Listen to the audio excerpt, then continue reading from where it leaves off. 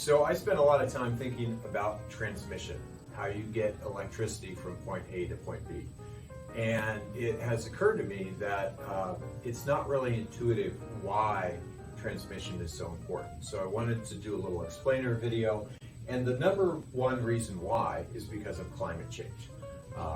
Climate change, saving customers money, and jobs are the three big reasons we spend so much time in my office working on transmission.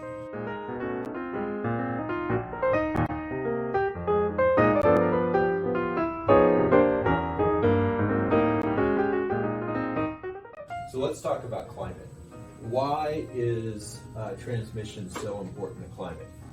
Well, historically, we got all of our electricity from a few different sources. Coal-fired power plants, hydroelectric dams, and those things were connected, big emissions, to the places that we used that power.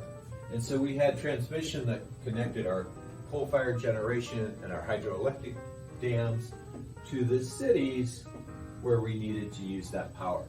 But much of this generation was in the industrial Midwest, in the Southeast in the case of hydroelectric, and now we're connecting all of this clean power to the grid, and it's in different places. So instead of the Ohio region, for example, the Ohio River Valley and the Southeast, we want to connect New Mexico and our clean power to these sources.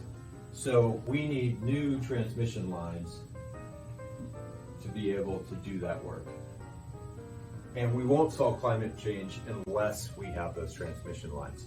The second thing that's really important is that most people don't realize how cheap clean power has become.